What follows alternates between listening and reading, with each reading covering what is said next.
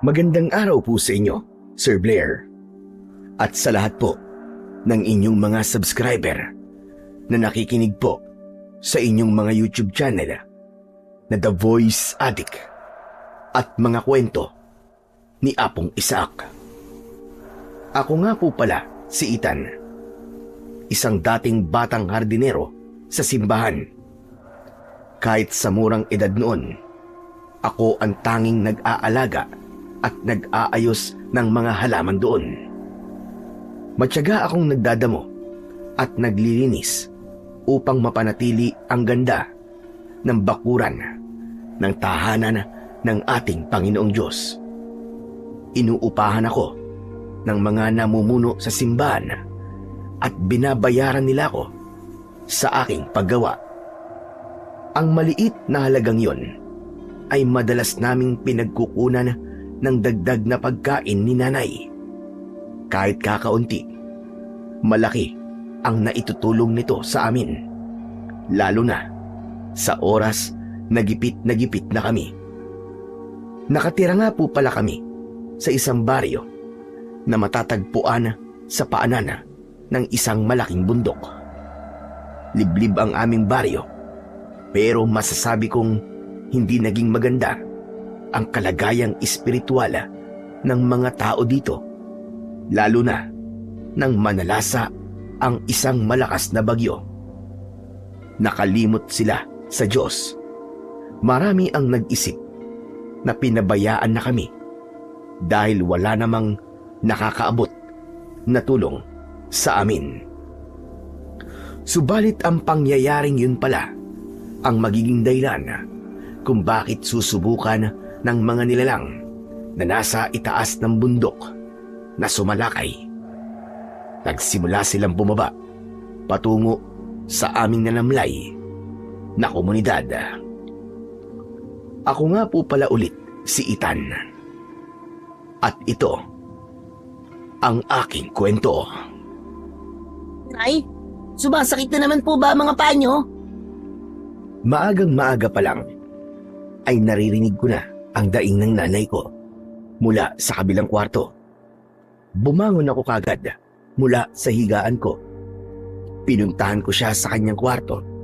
Nakita kong nakahawak siya sa mga tuhod at binti niya.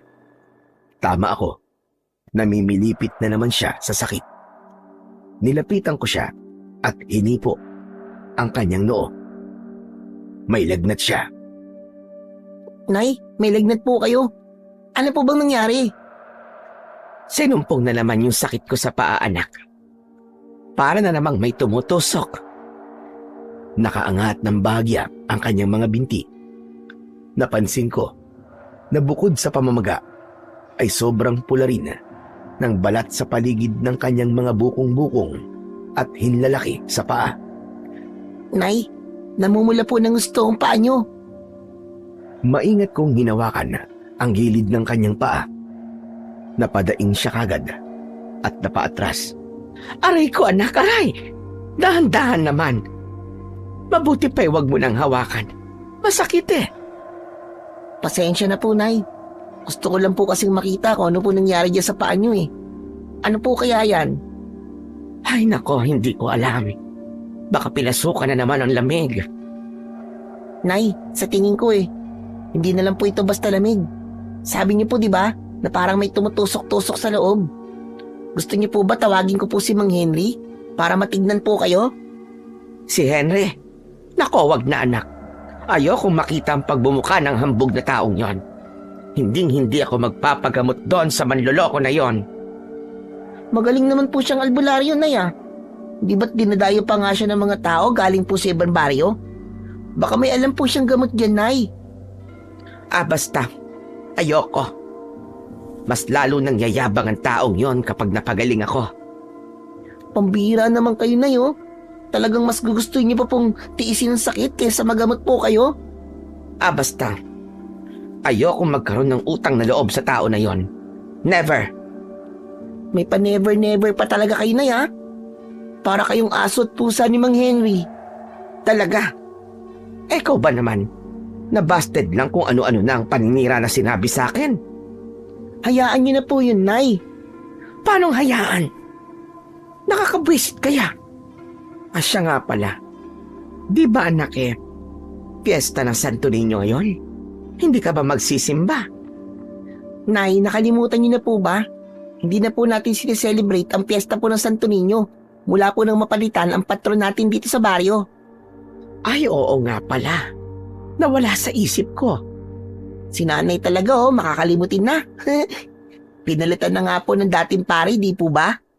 Ay naku, kung bakit ba naman kasi pinalitan?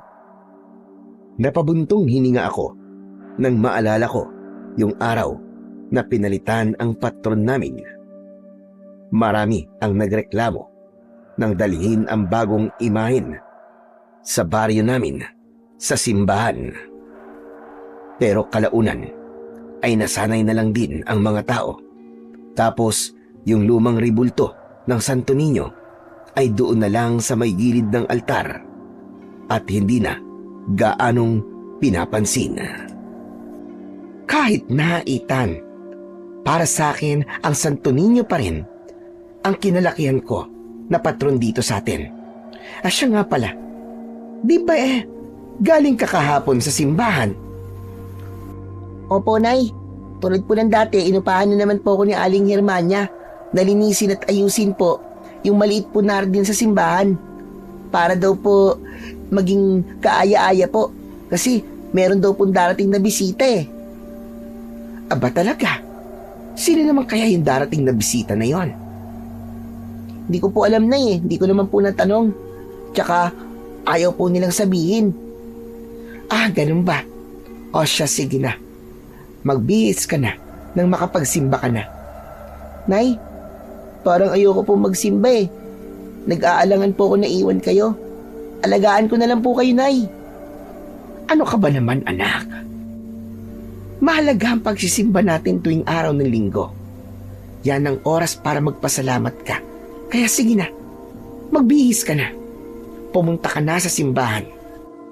Pero Nay, may sakit po kayo May intindihan naman po siguro ng Diyos yun. Paano po kapag kinailangan niyo po ako? Ethan, ang isang oras na ibibigay mo sa Panginoong Diyos ay hindi kawalan. Sige na, hayaan mo na muna ako rito. Total, itutulog ko lang naman itong nararamdaman ko. Mas gagaan ang loob ko, anak, kung alam kong naroroon ka sa simbahan at nagdarasal para sa ating dalawa. Kinuha niya ang kamay ko at hinaplos-haplos niya. Ramdam ko ang pagmamahal ng nanay ko at ang pagnanais na lumaki akong may takot sa Diyos at may pananampalataya. Ano man ang mangyari sa buhay namin. Sige po, Nay. Gagayak na po ako. Hintayin niyo po ako Babalik din po ako agad. Kinuha ko na ang aking tuwalya at nagsimulang maghanda. Pagkatapos kong maligo at magbihis ng maayos na polo, muli akong sumilip kay nanay. Nay, alis na po ako. O sige anak, lumakad ka na. Mag-iingat ka sa daan ha. Tumango na lang ako at dahan-dahang isinara ang pinto. Paglabas ko ng bakuran, saktong dumaan ang kapitbahay naming si Mang Henry na tila ba nagmamadali. Tumigil siya nang makita ko. Oh, Ethan! Saan ang punta mo? Aba, posturang-postura. Ano atin? Mang Henry, kayo po pala yan. Pupunta po ako sa simbahan Kayo po. Parang nagmamadali po kayo Saan po ang punta nyo? Pupunta ako sa plaza. Nako, Ethan, huwag ka nang magsimba. Mabuti pa sumama ka na lang sa akin. Punta tayo doon sa plaza at may mamimigay ng mga ayuda. Ayuda po? Oo. May mamimigay ng mga bigas at pera. Sabihin mo sa nanay mo para sumama siya.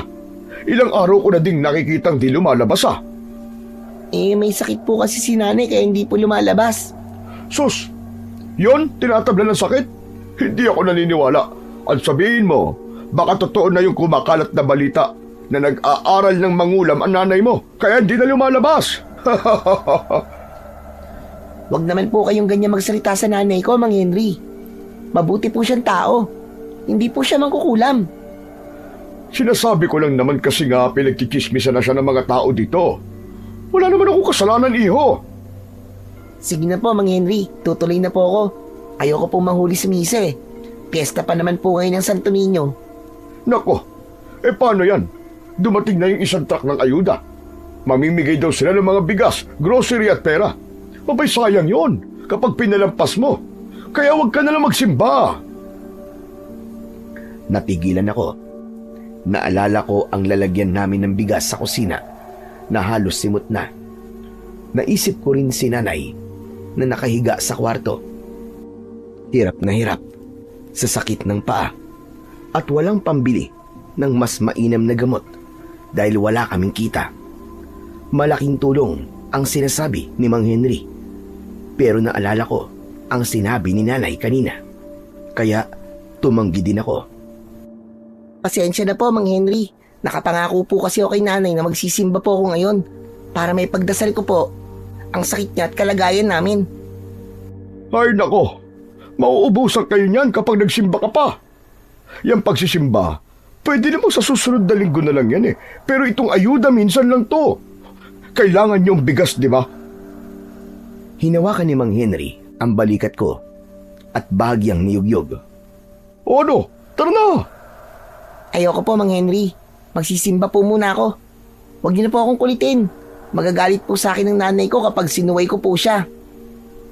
Di magpaalam ka. Problema ba yun? Wag na po. Alam ko na po ang isasagot niya. Sige na po, Mang Henry. Tutuloy na po ako. Sandali lang. Abay, hindi mo talaga naiintindihan yung punto ko, ano? Ay, naku, bahala ka na nga. Parehas na matigas ang ulo niyong mag-ina. Napakamot si Mang Henry sa kanyang ulo.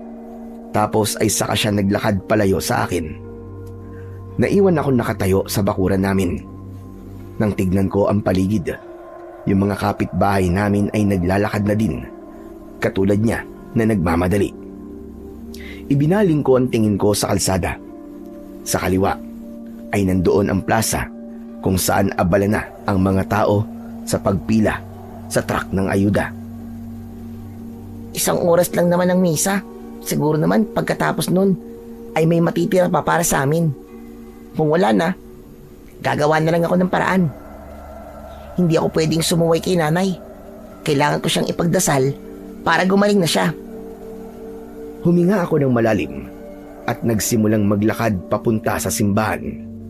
Pero nang dumaan ako sa plaza, nakita ko ang dami ng tao. Para tuloy akong natutukso na lumapit. Parang naiisip ko na baka tama nga si Mang Henry. Sayang kung mauubusan ako. Nagtatalo ang isip ko sa mga sandaling yon. Hala, ano ba to? Ano bang uunahin ko? Ayuda o simba? Huminto ako sa gilid ng kalsada. Mula sa kinatatayuan ko, tanaw ko na ang truck na puno ng mga puting sako. Nakita ko na rin yung saya ng mga kababaryo ko na nakakuha na. May mga bit-bit silang plastik ng dilata at may mga nakapasan pambigas. Kung pipila ako ngayon, baka makuha ko kagad ang ayuda at makaabot pa ako sa dulo ng misa. Pero paano kung tumagal ang pila at abutin ako ng tanghali? Ay nako, bahala na nga. Susundin ko na lang si nanay. Total, palagi naman niyang sinasabi sa akin na ang pagsisimba ay pagpapakita ng tiwala na hindi kami pababayaan ng Diyos. Kung uunahin ko naman ang ayuda dahil sa takot na maubusan, ibig sabihin ay wala akong tiwala sa sinabi ni nanay. Ilang sandali pa ay narinig ko ang malakas na kalembang ng kampana sa aming kapilya. Hudyat yun na 5 minuto na lang at magsisimula na ang sakramento ng misa. Inalis ko na ang tingin sa mga nagkakagulong tao sa plaza. Panginoon, kayo na po ang bahala sa amin. Mabilis na akong naglakad papuntang simbahan. Habang papalapit ako, napansin ko ang kakaibang katahimikan sa lugar. Hala, bakit parang walang tao? Nakakalungkot naman. Dati kapag ganito, masayang-masaya na ang lahat kasi pista ng patron. Ngayon parang wala lang. Pagpasok ko sa loob, nakita ko na may tao din, pero halos mabibilang lamang sa daliri.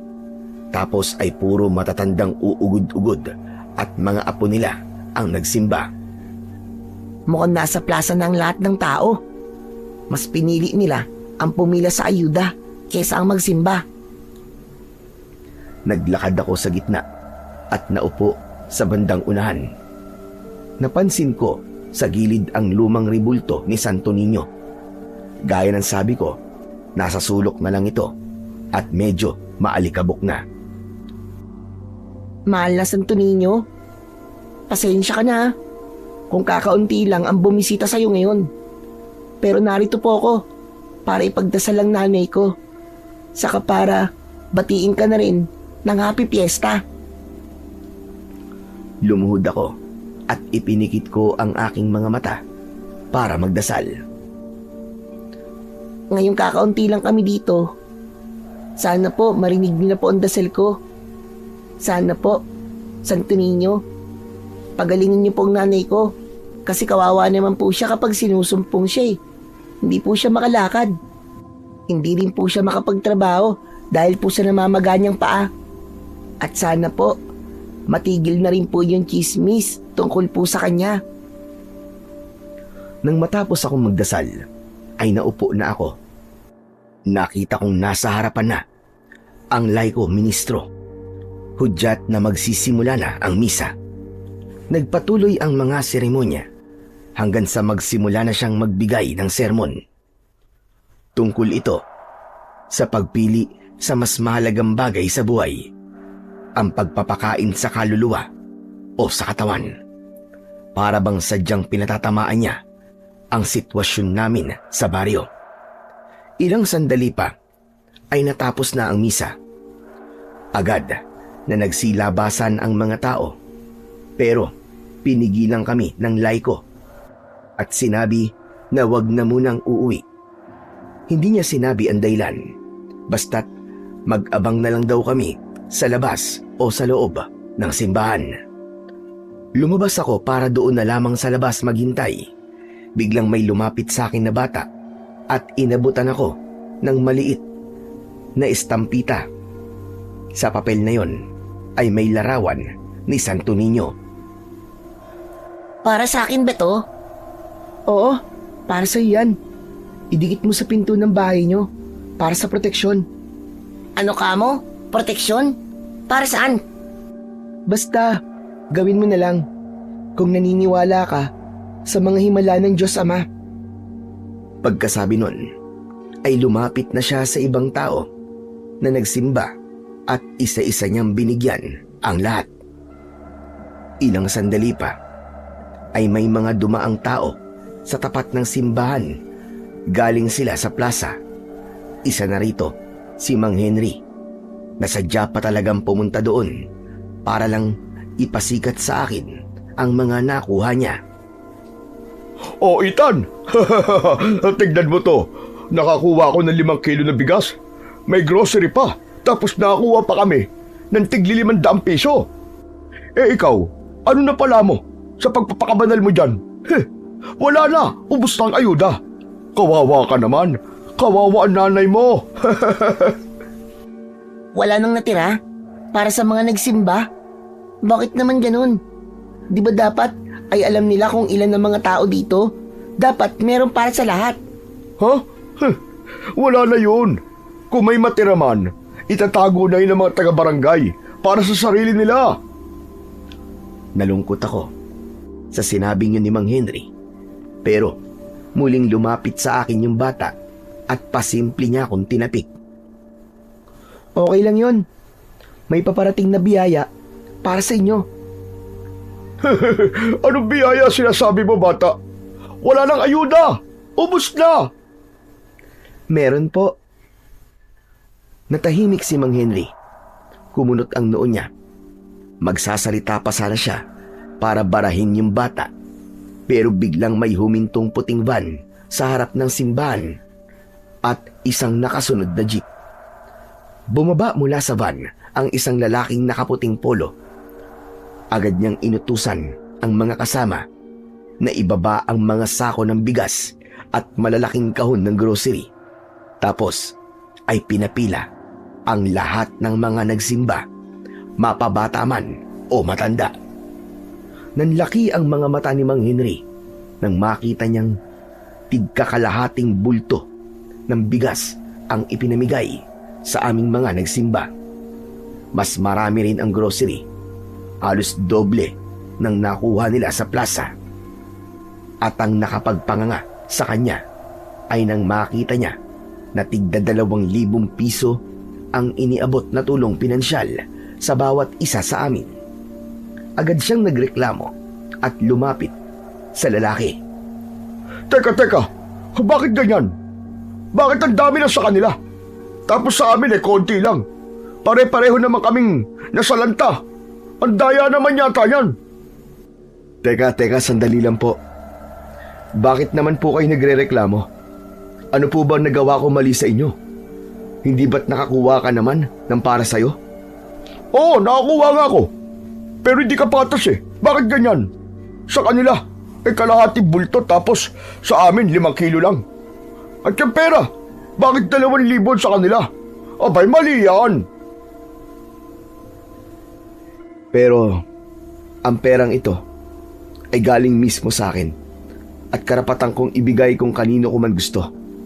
Bakit ka naiinggit at nagagalit kung gusto kong bigyan ng mas malaki ang mga taong ito na piniling unahin ang pagsisimba? Napahiya si Mang Henry. Tahimik niyang binitbit ang kanyang mga dala at nagmamadaling umalis. Matapos makaalis ni Mang Henry, iniabot na sa akin ang isang sakong bigas na may lamang 25 kilo at 2 malalaking kahon ng grocery at ang sobre na may lamang 2,000 piso. Napakamot ako sa ulo. Sobrang tuwa ko pero bigla kong namroblema kung paano ko to bubuhatin pauwi. Napansin ng bata na nakatayo lang ako sa harap ng mga nakuha ko. Naglakad siya palapit sa akin pero sa bilis ng kilos niya ay hindi niya sinasadya na mabangga ang lalaking nakaputing polo na siyang nagbigay ng ayuda. Pasensya na po kayo, Father. Hindi ko po kayo nakita.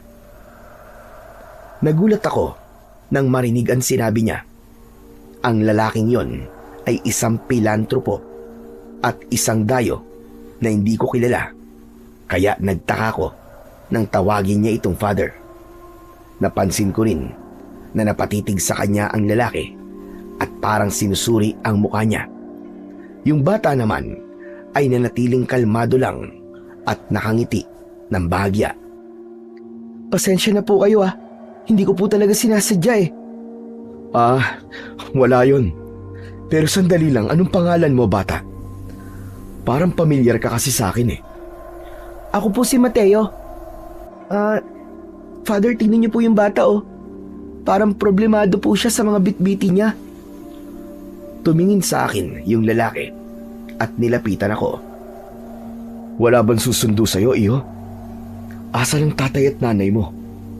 Hindi mo ba kasama na nagsimba? Hindi po Si tatay po matagal na pong patay. Pero si nanay naman po nandun po sa bahay. May sakit po, kaya hindi po siya nakasama. Ganun ba? Kung ganun, ihahatid na kita. Yun ay kung papayag ka. Po? Naku, wag na po. Natatakot po ako, baka kidnapin niyo po ako May ganyan puting ban po kasi yung mga nangunguha po ng mga bata. Biglang natawa ng malakas ang lalaki. Medyo kinabahan ako dahil naisip ko na baka masamang tao nga siya na nagpapanggap lang na mabait. Tumingin ako sa paligid at nakita kong naroroon pa rin naman yung Laiko at ilang mga katulong sa simbahan at naglilinis muna sila bago umalis. May mahihingan pa rin ako ng tulong kung sakaling magpumilit ang lalaki. Pero maya-maya lang ay nagkaroon ng komosyon sa loob. Isang matanda ang bigla na lamang sumigaw at sinabing nawawala ang rebulto ng Santo Niño. Ano? Paano po mawawala? Nandyan lang po kanina yon. Sa kanya pa nga po ako nagdasal kanina na sana pagalingin niya po ang nanay ko. Nakita ko po, Nandyan lang po siya sa tabi. Nako, baka naman ninakaw na. Bakit naman po nanakawin? Luma na po yun. Hindi natin alam kung anong dahilan ng kumuha iyo. Baka may nakita siyang mahalagang bagay sa ribulto na pwede niyang pakinabangan. Kaya niya ipinuslit. Kawawa naman. Kawawa ang ribulto? Opo. Nakakalungkot isipin na nakalimutan na nga siya ng mga tao tapos nanakawin pa po. Paano na po? Yung ipinagdasal ko po sa kanya. Huwag kang mag-alala iyo. Kung ninakaw man yon, ang mahalaga ay yung panalangin mo na nakarating sa kanya. Hindi naman ang kahoy ang nagpapagaling, kundi ang pananampalataya mo. Halika na, ihahatid na kita sa inyo. Bago pa man ako makasagot, ay inutusan niya na ang mga kasama niya na isakay sa van ang mga ayuda na nakuha ko. Bagamat may pagdududa ko sa kanya, ay minabuti ko na lang na sumunod at sumakay sa van na kulay puti. Bago kami makalis, ay hinanap ko yung bata pero hindi ko na siya nakita. Ilang sandali lang mula nang paandarin niya ang van, ay nakita ko na ang bahay namin. Doon po ang bahay namin, sir. Napatingin ako sa lalaking kasama ko. Parang hindi siya mapakali. Nakatanaw siya sa mataas na bundok na halos nasa likod lang ng bahay namin. Pwede ba akong magtanong sa'yo, bata? Ano po yun? Kapag gabi, wala ba kayong nararamdaman na kakaiba sa lugar na to? Diyan, sa mismong bundok na yan. Lalo na doon sa tuktok. Bukod po sa tunog po ng mga panggabing ibon tulad ng kwago, wala naman po kami naririnig na iba, sir. Bakit niyo po na itanong? May problema po ba sa bundok na yan? Napansin ko ang paglunok ng lalaki. Ang mga daliri niya ay tila nanginginig habang hinahawakan ang kanyang krus sa leeg. Ang paningin niya ay hindi kumukurap habang nakatitig sa bundok. Mag-iingat kayo sa bundok na yan. May mga negatibong enerhiya akong nararamdaman. Parang may nakatingin sa atin mula sa itaas. Ano pong ibig niyo sabihin? Matagal na po kami nakatira dito sa paanan ng bundok pero wala naman po kaming nararamdaman na masama. Huwag kayong kampante. Minsan ang mga nilalang mula sa dilim ay naghihintay lang ng pagkakataon. Pakinggan mo ang sasabihin ko sa iyo, bata. Huwag na huwag kang magtitiwala sa kahit na sino dito sa baryo nyo. Saka may isa pa. Huwag na huwag kayong lalabas sa gabi. Nananakot naman po kayo Mabuti pa po, buksan niyo na po itong pinto ng van. At lalabas na po ako. Sandali lang. Huwag ka munang lumabas. Bago pa ako makasagot, ay napansin kong may isang malaking kwago na lumipad mula sa isang puno malapit sa amin at dumapo sa bubong ng aming bahay. Humuni ito ng 3 beses bago tumitig ng masama, diretso sa amin. Hala, bakit po kaya ganun? Bakit gising na ang kwago na yan?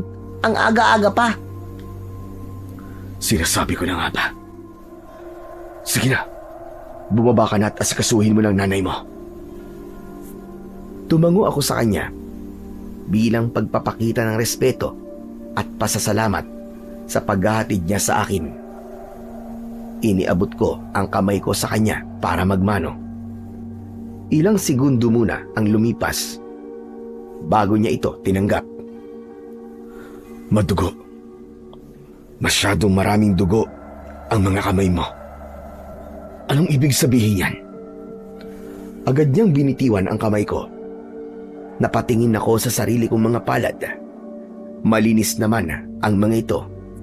Walang bahid, walang dumi, lalong walang dugo. Ano pong sinasabi niyo? Malinis naman po ang kamay ko Nagugas po ako bago po ako pumunta ng simbahan. Kanina pa po niyo ako tinatakot Hiningal ang lalaki at tila namutla ang kanyang muka. Nanginginig ang kanyang labi habang nakatingin pa rin sa palad ko. Hindi ko intensyon na takutin ka. Pero may kakayahan akong makita ang hinaharap. At nakita ko na duguan ang iyong mga kamay. Marami kang napatay. Ako po, maraming napatay. Pero hindi naman po ako mamamatay tao eh. Bata lang po ako. Alam ko. Pero hindi nagsisinungaling ang mga pangitain sa akin.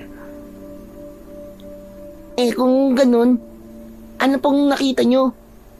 Sino yung papatayin ko? At bakit po ako papatay?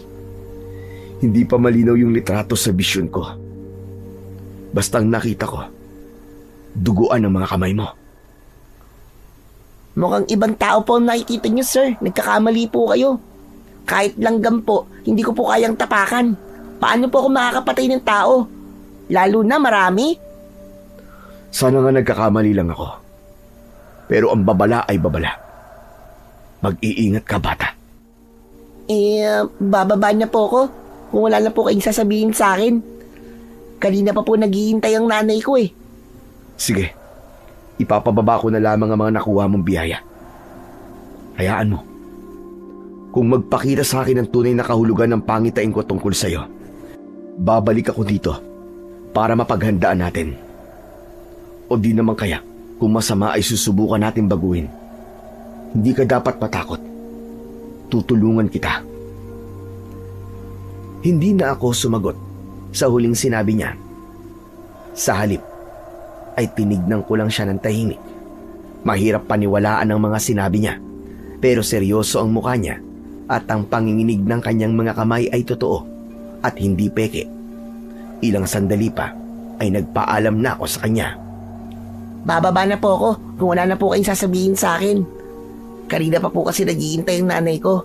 Salamat po sa mga ibinigay niyo sa akin at sa pag-aatid. Dahan-dahan akong bumaba ng sasakyan at saka ako naglakad palapit sa pintuan namin. Tumayo lang ako doon. Narinig kong inutusan niya ang mga kasama niya na ibaba na ang bigas at mga supot ng grocery. Habang ginagawa nila yon, ay wala nang nagsalita sa amin, maski ang mga kasama niya ay hindi umiimik. Nang mailapag na ang huling kahon, narinig ko ang pagsara ng pinto ng van. Umarangkada na ang sasakyan nila na nag-iwan ng usok at alikabok sa tapat ng bahay namin. Hinarap ko yung mga ayuda na nakasalansan sa may pinto. Marami ito, sapat para hindi kami magutom ng halos isang buwan. Pero imbis na matuwa ako, kinakabahan ako. Tinignan kong muli ang mga kamay ko. Malinis naman at walang dugo. Pangitain lang yun ng lalaki. Huwag mong pansinin yun. Hindi mangyayari yun, Ethan. Bubuksan ko sana ang pintuan namin, pero napansin ko ang estampita na ibinigay ng bata na kanina ko pahawak. Idinikit ko muna ito sa pinto, tapos ay dali-dali ko itong binuksan para ipasok ang mga gamit. Nilagay ko sa loob ang mga kahon ng grocery, pero hindi ang bigas. Sinubukan kong hilahin, pero hindi ko kaya. Ay, ano ba yan? Paano kaya to? Ang bigat-bigat, hindi ko kaya. Kailangan mo ba ng tulong ko? Halos mapatalon ako sa gulat nang biglang sumulpot sa harap ko ang batang nakita ko sa simbahan. Hala, teka, paano ka nakasunod dito sa bahay namin? Saka, bakit sa may likod ng bahay ka nang galing? Doon ba ang daan mo? Saan ka galing? Sa bundok? Sino ka ba? Tumawa lang ang bata. Umiling-iling siya habang nakatingin sa akin. Tila aliw na aliw sa reaksyon ko. Ang dami mo naman tanong. Ang hirap sagutin. Isa-isa lang. Hindi ko matandaan lahat. Masyado rin mabilis ang pagsasalita mo. Huwag kang tumawa, seryoso ako. Paano ka nakarating dito, ha? Paano mo ako nasundan? Naglalakad-lakad lang ako eh. Tapos nakita kita. Kaya lumapit ako sa'yo. Kasi mukhang hindi mo maipasok yung bigas mo. Tutulungan lang sana kita. Sinungaling ka. Paano mo ako makikita? Galing ka sa likod ng bahay namin. Lahat ng bagay ay kaya kong makita, Ethan. Alam mo ang pangalan ko? Ha? Narinig ko lang kanina dun sa lalaki na nang aasar sa'yo sa simbahan kanina. Ah, si Mang Henry. Oo, siya nga. Di ba tinawag ka niya sa pangalan mo kanina? Kaya alam ko ang pangalan mo. Alam mo, huwag ka matakot sa akin. Saka huwag ka din mag-alala. Hindi naman ako magnanakaw eh. Gusto lang kitang tulungan na buhatin ang problema mo. Ano ka mo? Gusto mo akong tulungan sa mga problema ko? Bubuhatin mo yon? Paano? Yan oh. Tutulungan kitang buhatin yung bigas para maipasok mo na sa bahay nyo. Sige na. Hawakan mo na ang kabilang dulo. Tapos ako naman dito sa kabila. Sabay nating buhatin para hindi tayo mahirapan. Lumapit siya sa sako ng bigas. Nagtaka ako dahil sa liit niyang yon. Parang wala lang sa kanya ang bigat ng sako. Hinawakan niya ang isang dulo nito at laking gulat ko na nakaya nga naming dalawa na buhatin ito ng walang kahirap-hirap. Nang maibaba na namin sa kusina ang bigas, tinignan ko siya ng maigi. May kakaiba sa mga mata ng bata. Parang hindi siya bata. Parang napakatanda na niya kung tumitig kahit bata pa ang itsura niya. Maya-maya pa ay may narinig akong tumawag sa pangalan ko. Ethan! Ethan anak! Dumating ka na ba? Sino yung kasama mo? Diyan ka muna. Si nanay yun, titignan ko lang. Dali-dali akong pumasok sa kwarto. Nakita ko si nanay na pilit bumabangon. Sino yung kasama mo sa labas anak? May narinig akong boses ng bata. Ah, opo. Ay, oo nga pala. Hindi ko pa alam kung anong pangalan niya. Ano ka mo? Nagdala ka dito ng taong hindi mo kilala. Nakilala ko naman po siya sa simbahan, Nay. Pero hindi ko lang po talaga natanong ang pangalan niya. Nakalimutan ko po eh. Mabait po siya, Nay. Tinulungan niyo po ako may pasok yung isang sako po ng bigas na ipinamigay po ng mabait na mayaman dun sa simbahan. Isang sakong bigas ba ka mo? Aba, ang swerte mo naman anak at nakatanggap ka ng ganung biyaya.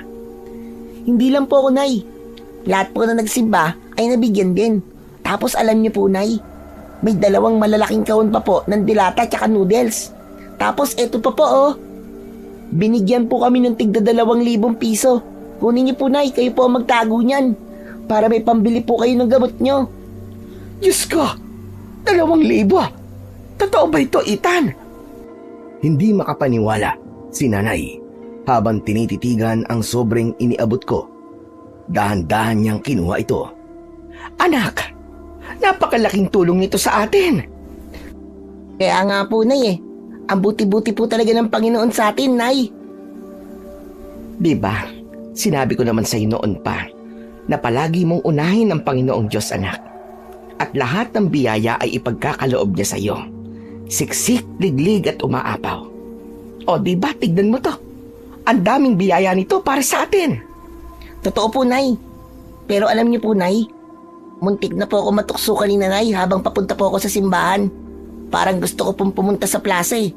Pero naalala ko po yung sinabi ninyo, kaya dumiretso pa rin po ako sa simbahan. Mabuti naman, anak.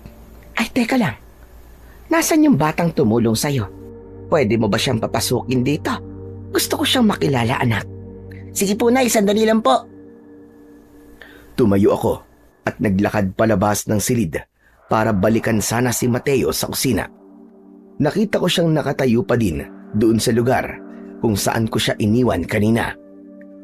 Pumasok ka na muna doon sa loob. Gusto ko raw makilala ni Nanay. Ngumiti lang siya at tumango. Tahimik siyang sumunod sa akin, papasok sa maliit na silid ni nanay. Pagpasok namin, napansin ko ang bahagyang pagkagulat sa mukha ni nanay. Siguro dahil sa liit ng bata o dahil sa kakaibang aura na dala nito. Ano ang pangalan mo? Ako po si Mateo. Ikaw pala si Mateo. Maraming salamat sa pagtulong mo sa anak ko, ha?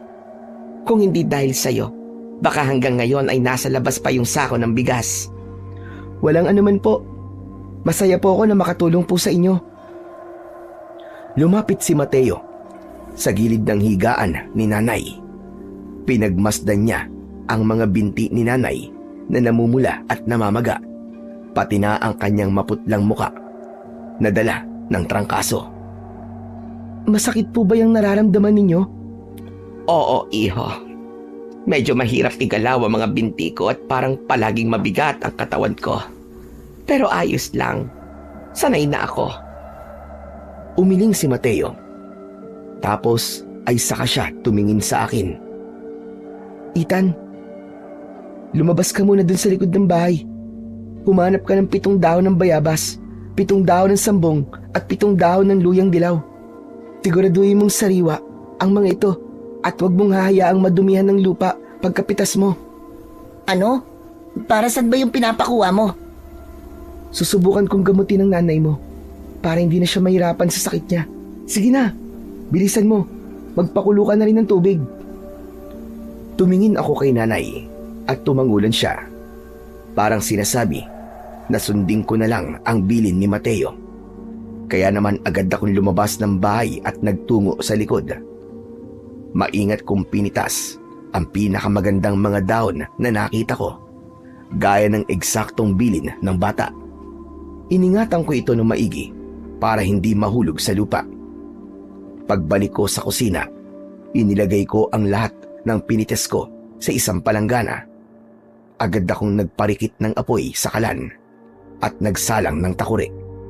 Habang hinihintay kong kumulo ang tubig, hindi ko maiwasang mapaisip kung paano nalaman ng batang ito ang tungkol sa mga halamang gamot na nasa bakuran namin. Nang kumulo na ang tubig, dali-dali ko itong dinala sa silid kasama ang mga dahon.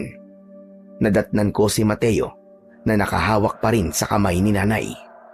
Nakapikit siya at parang may ibinubulong na dasal o kung anong salita na hindi ko talaga maintindihan. Heto na yung dahon. Pati na yung mainit na tubig. Dala ko na. Dahan-dahang idinilat ni Mateo ang kanyang mga mata at tumingin sa akin. Salamat. Sige, ilapag mo na dyan sa may lamisita. Inuha niya ang mga dahon at isa-isang nilubog sa mainit na tubig. Habang ginagawa niya yon, may kakaibang bango na halimuyak sa loob ng silid. Parang amoy bagong dayami. Dahan-dahan niyang itinapal ang mga dahon sa namamagang paa ni nanay. Tapos ay nagpakuha siya sa akin ng isang baso. Nilagyan niya ito ng pinaglubugan ng mga dahon. Inumin niyo po ito, Aling Nena. Huwag po kayo matakot. Ang sakit niyo po ay gagaling. Basta't maniwala lang po kayo sa akin. Ininom ni nanay ang likido nang walang pag-aalinlangan. Nay, ayos ka lang ba? Ano pong nararamdaman niyo? Hindi ko maintindihan, anak. Parang masakit na hindi. Ewan, hindi ko maipaliwanag. Dahan-dahan namang inalis ni Mateo ang mga nakatapal na dahon sa binti ni nanay. Pagkatapos, kinuha niya ang natitirang tubig sa palanggana at ginamit itong panghilot sa mga binti at namamagang paa ni nanay. Nagtaka ako habang nakamasid. Wala man lang kasing reaksyon ang nanay ko sa bawat pisil at hagod ni Mateo. Samantalang ako kanina, bago umalis papuntang simbahan, konting galaw o sagi lang ay halos mapahiyaw na siya sa tindi ng sakit. Pero ngayon, tila kalmado ang kanyang muka at dahan-dahang bumabalik ang kulay sa kanyang mga pisngi. Aba, ayos to anak ka. Magaling ka palang manggamot. Pakiramdam ko ay nawawala ng sakit sa mga paa ko. Salamat anak. Salamat Mateo. Wala po yun. Sige po, subukan niyo pong tumayo at maglakad. Sinubukan nga ni nanay na maglakad at laking gulat namin nang makitang maayos na nga ang kanyang kalagayan. Sa tuwa ni nanay ay sinabi niya kay Mateo na wag na munang uuwi at ipaghahanda niya kami ng masarap na merienda. Pagkatapos nun ay lumabas kaming dalawa ng kwarto at naupo sa ilalim ng puno. Papaano mong nagawa yun, Mateo? Marunong kang manggamot? Ha? Natutunan ko lang sa lolo ko na manggamot dati. Siya nga pala. May sasabihin ako sa'yo. Ano yon? Ang totoo niyan, naligaw lang ako rito eh. Hindi ko na alam kung paano umuwi sa amin. Pwede ba akong makituloy muna rito?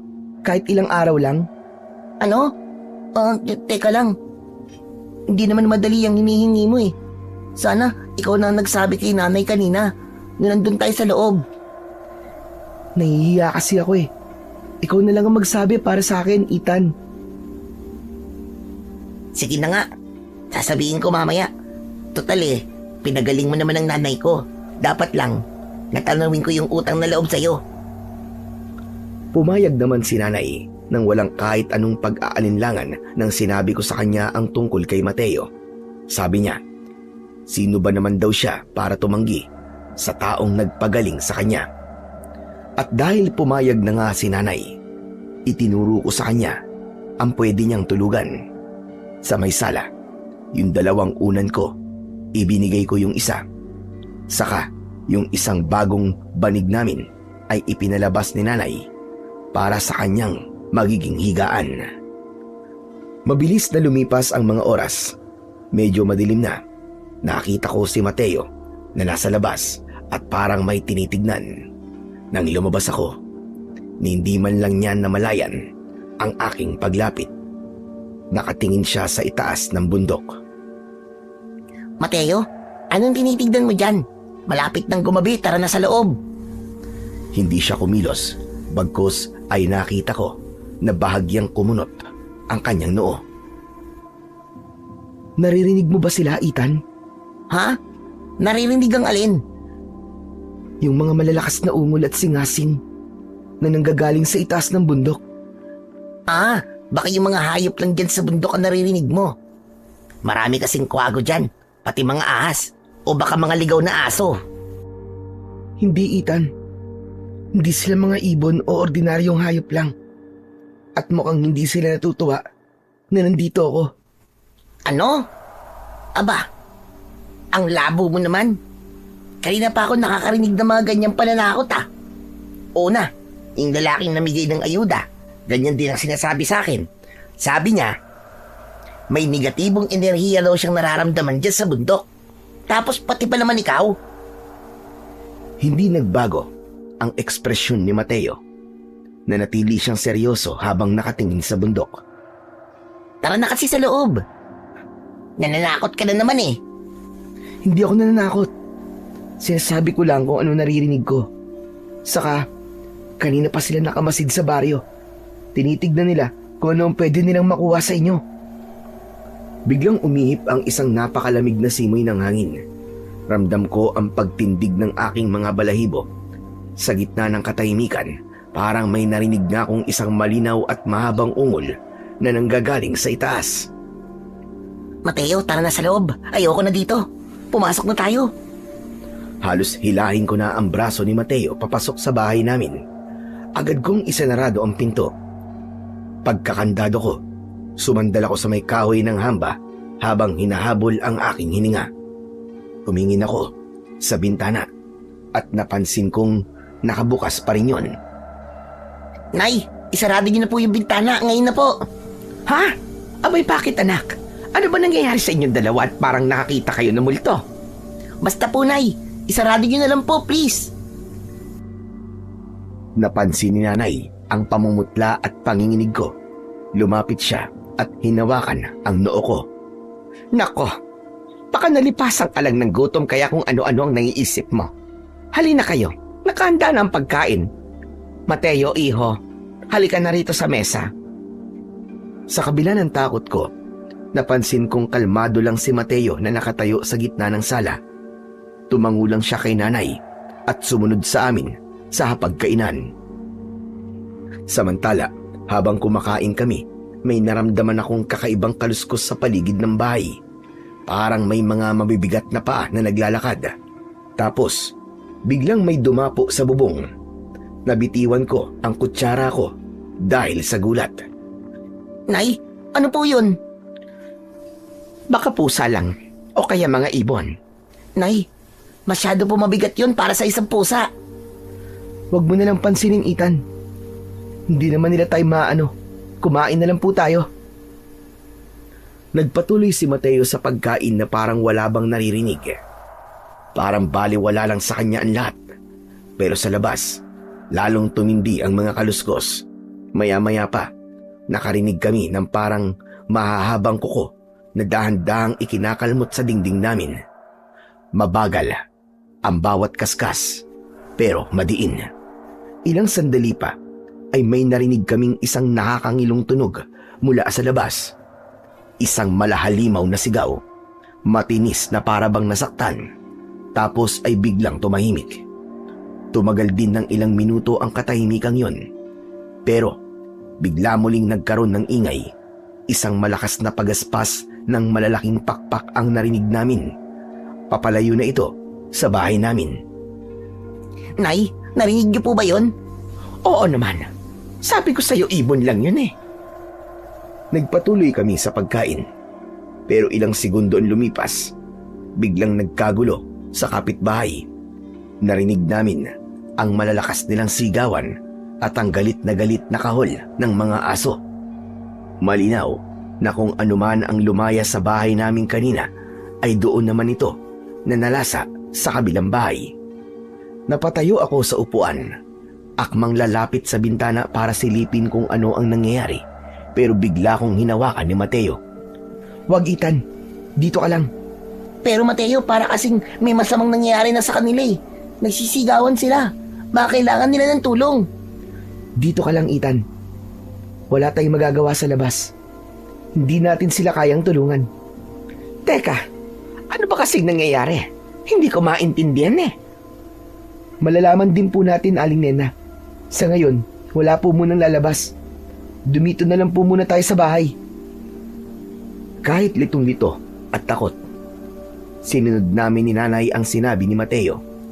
Nanatili kami sa gitna ng hapagkainan, tahimik at nakikiramdam sa mga susunod na mangyayari. Wala nang makakain sa amin dahil sa tensyon. Maya-maya pa, isang pamilyar na boses ang nangibabaw. Narinig namin ang malutong na pagmumura ni Mang Henry. Akala niyo ba? Natakot ako sa inyo! Ako ang harapin niyo! Sige! Magpakita kayo sa akin! Tumingin ako kay Mateo at naramdaman ko ang dahan-dahan niyang pagbitaw sa mga kamay ko. Saka siya tumango. Tumayo ako at lumapit sa may bintana. Nakita ko ang mga kapitbahay namin na nagkukumpulan sa tabing kalsada. Tapos ay napansin kong nag-uusap sila at si Mang Henry. Nakaturo ang dulo ng itak sa direksyon ng bahay namin. Naglakad siya palapit sa bahay. Nena! Nena, lumabas ka dyan! Huwag kang magtago dyan sa loob ng bahay mong bulok! Nena! Napatingin ako kay Nanay.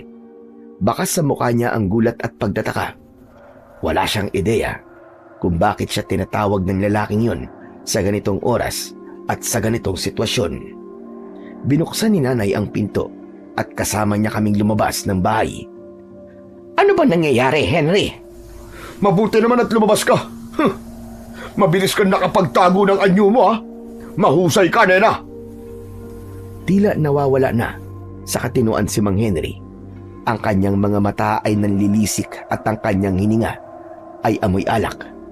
Tinignan niya ang nanay ko mula ulo hanggang paa. Tapos ay dahan-dahan siyang naglakad at inikot-ikutan si Nanay na para bang may hinahanap sa katawan nito. Sumigaw uli si Mang Henry at sa pagkakataong ito, hinarap niya ang mga kapitbahay. Mga kapitbahay! Makinig kayo sa akin, ha? Sasabihin ko sa inyo, nakita ko kanina. Nakatambay ako dyan sa may balkonahe ng bahay ko habang umiinom ng alak. Kitang-kita ko kung paano may lumipad na aswang galing mismo sa tuktok ng bubong ni Nena. Diyan sa kanila nanggaling ang demonyong sumalakay sa atin kanina. Kaya di may kakailan itong si Nena. Na siya ang aswang na yun. Nag-umpisang magbulong-bulungan ang mga tao sa labas. Lahat sila ay nagsiatrasan at tila natakot. Napatingin ako kay Nanay na noon ay tila nagpipigil ng kanyang galit kay Mang Henry. Ano? Hindi ka na nakapagsalita? Totoo ang sinabi ko, di ba? Ano? Sukol ka na talaga.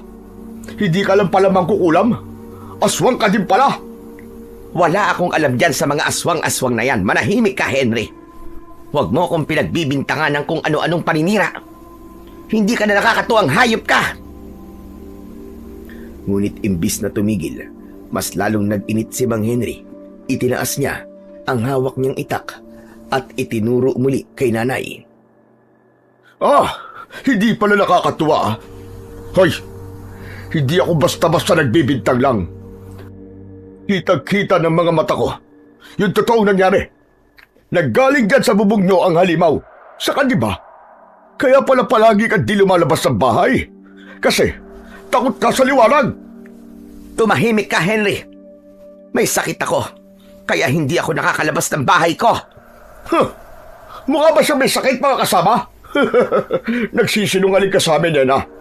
At kung totoo man na may sakit ka nga, siguro ginagamit mo ang pagiging aswang mo para makakuha ka ng lakas. Tingnan niyo, nakakalakad siya. Masigla siya at kayang-kaya pa kanyang makipagsigawan eh. Totoo ang sinasabi ko, mga kasama. Maniwala kayo sa akin. Nababaliw ka lang talaga. Matagal na akong nakatira sa baryong ito. Kilala niyo ako. Oo, may mga naririnig kaming kaluskos sa bubong namin. Pero hindi naman namin alam na aswang yon. Siguro ay dito siya unang dumapo at sinubukan kaming atakihin. Pero hindi niya itinuloy at lumipat sa iba. Talaga ba? Wow! Ayos ang palusot mong yan ah!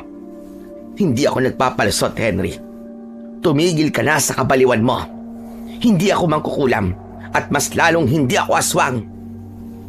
Pero teka lang, siguro kaya mo to ginagawa kasi matindi ang inggit mo sa nakuwang ayuda ng anak ko kanina sa simbahan. Naiinggit ka dahil mas marami ang nakuwang grasya ng anak ko kesa sa'yo. Nagulat ang mga kapitbahay sa isinagot ni nanay. Natahimik sandali ang ilan. Tapos ay may nagkwento ng tungkol sa pamimigay ng ayuda sa simbahan kung saan napahiya si Mang Henry. Ngunit hindi siya sumuko. Pilit niyang iniiba ang usapan upang ibalik ang sisi kay nanay. Huwag mong ibayin ang usapan dito, nena. Kung talagang hindi totoo ang hinala ko, pues, papasukin mo kami sa bahay mo. At tiyak doon, may makikita akong ebidensya na makapagpapatunay na totoo ang sinasabi ko. Hindi. Hindi ako papayag na pumasok ang sino man sa bahay ko.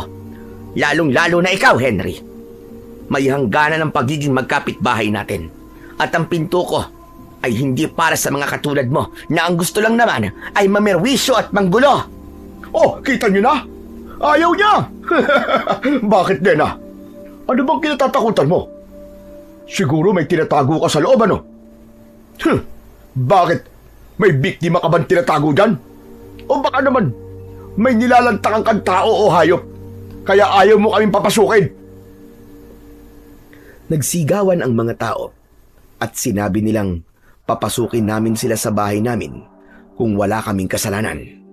Pero tumanggi pa rin si nanay. Ang taong malinis ang konsensya, hinahayaan ng katotohanan na lumabas. Pero itong si Nena, ayaw niyang patunayan ang sarili niya. Ibig sabihin lang yan, may itinatago talaga siyang lagim sa loob ng bahay na yan. Mang Henry, tama na po. Sumusobra na po kayo. Hindi po aswang ang nanay ko. Wala po kaming kinalaman sa umataking aswang sa inyo. Kumakain lang po kami nang marinig po namin ang malalakas na sigawan. Tumigil ka, Ethan, ha? Siguro kaya may pinagtatago lang nanay mo kasi aswang ka na din. Lahi kayo ng mga aswang. Humakbang papalapit sa pinto si Mang Henry. Sasabog na ang dibdib ko sa tindi ng kaba at galit. Lumingon ako kay Mateo at laking gulat ko nang makitang humarang siya mismo sa may pintuan. Hinarap niya ng buong tapang ang lalaki. Ang katotohanan na hinahanap mo ay wala rito. Kung gusto niyo makita ang hinahanap niyo, naroon siya sa may dulo ng baryo. May sugat siya at naghihingalo. Puntahan niyo na ngayon para makita niyo. Namemerwisyo lang kayo rito sa bahay ng may bahay eh. Sayang ang oras ninyo. Natahimik ang lahat nang marinig ang sinabi na yon ni Mateo. Ang ilan ay napayuko at may nagsabi na tignan kung nagsasabi nga ng totoo ang kaibigan ko. Sumang-ayon sila. Dahil sa tulak ng karamihan, napilitang sumunod na din si Mang Henry. Pero bago sila maglakad palayo ng bahay namin, ay may iniwang babala pa ang lalaki. Kung nagsisinungaling ka, bata, babalik kami dito at susunugin namin kayo ng buhay. Pagkasabi nito, ay naglakad na sila papalayo sa bakuran namin. Tumalikod na rin si Mateo at pumasok na. Sumunod si nanay sa kanya. Ang akala nila ay sumunod akong pumasok pero hindi. Sinundan ko ang mga tao. Gusto kong makita ang tinutukoy ni Mateo. Gusto kong mapatunayan sa lahat, lalo na kay Mang Henry, na malinis ang pagkatao ng nanay ko. Mabilis ang naging paglalakad namin. Ang dulong baryo na sinasabi ay yung malapit sa Kakauyan. Nang naroroon na kami, ay doon bumulaga ang isang nakakakilabot na tanawin. May nakabulagtang isang napakalaking nilalang. Isang kalahating tao at kalahating paniki ang anyo nito. Ang mga pakpak niya ay itim na itim at may malalaking punit. Ang buong katawan niya ay naliligo sa sarili niyang dugo. May malalalim na hiwa sa likod nito na parabang galing sa hagupit ng latigo. At sa kanyang dibdib, nakita ko ang isang malaking sunog. At ang hugis nito ay isang perpektong krus. Humihinga pa ang nilalang, ngunit mahina na. Ang mga mata nitong kulay pula ay dahan-dahan na ring sumasara. Pumagit na ako sa mga tao at tinitigan ko ng diretso si Mang Henry. Ano, Mang Henry? Ano pong masasabi niyo dito? Ha? Hindi kayo makapagsalita, no? Bakit? Sinabi mong aswang ang nanay ko. Hayan! Kita niyong lahat na narito ang aswang na sumalakay sa inyo. Kaya ng halimaw na nagpapatunay na inosente kami. Nag-umpisang magbulungan ang mga tao. Nakita ko ang pagkadismaya sa mga mata nila habang nakatingin kay Mang Henry. Napahiya ng todo ang lalaki. Ibinaba niya ang paningin at hindi na nakapagsalita. Nawala yung yabang niya nang makita ang katotohanang siya ang mali. Sabay-sabay naming pinanood ang halimaw. Ilang saglit pa ay naglabas ito ng huling ungol. Ang katawan niya ay dahan-dahang natuyo. Kasabay nun. At ilang sandali pa, tuluyan na itong naging abo at tinangay ng hangin. Nagsimula ng mag-uwian ang mga tao pagkatapos ng eksenang yon.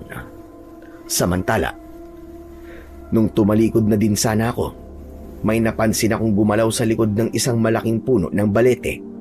Tinignan ko yun ng maigi. Mula sa likod ng puno, nakita ko ang isang puting damit. Mahaba ito at nakasayad ng gusto sa lupa.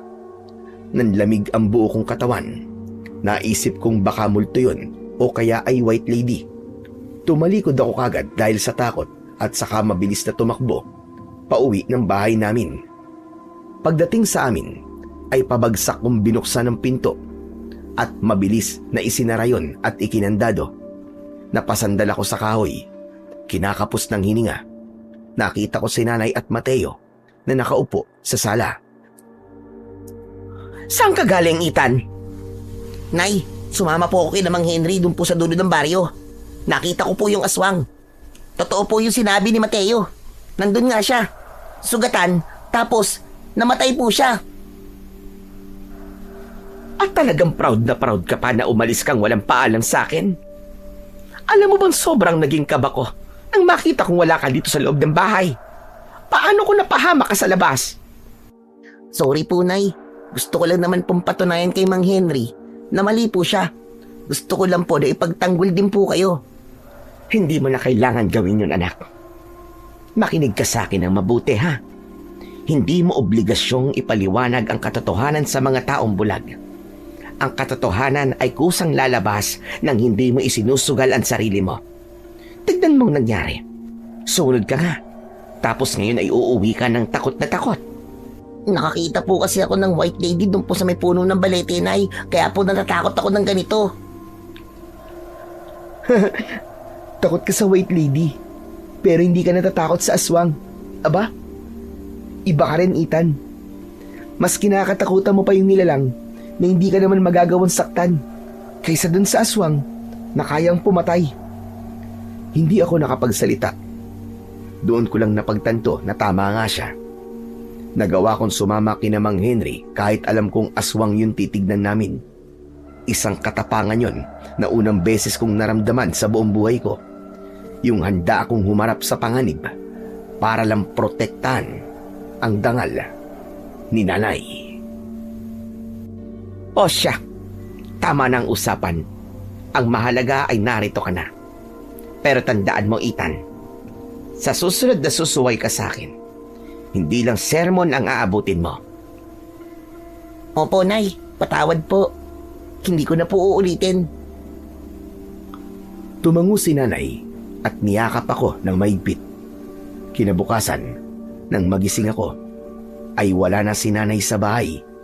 Sabi ni Mateo, ay pumunta na daw sa palengke dahil may gusto raw na lutuing espesyal na pagkain para sa amin. Ang sabi niya ay kumain na lang daw tayo. Nakapagluto na siya ng agahan natin bago siya umalis ng bahay. Hindi pa man kami nakakalapit sa mesa, ay biglang nagkaroon ng tensyon sa labas. Nagkakagulo na naman ang mga tao. May mga nagtatakbuhan at nagsisigawan. Ang sabi, may patay daw sa ilog. Narinig mo ba yun, Mateo? Mukhang may nangyari na naman ah. Tumango lang siya. Hindi na kami lumapit sa mesa. Nag-usap kami at napagkasunduan namin na pumunta sa ilog para makita kung ano ang nangyari.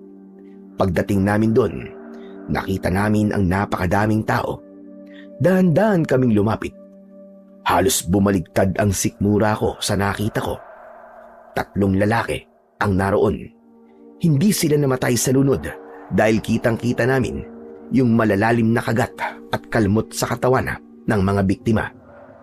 Duguan ang paligid ng mga bato sa ilog. Isang senyales na doon sila pinatay.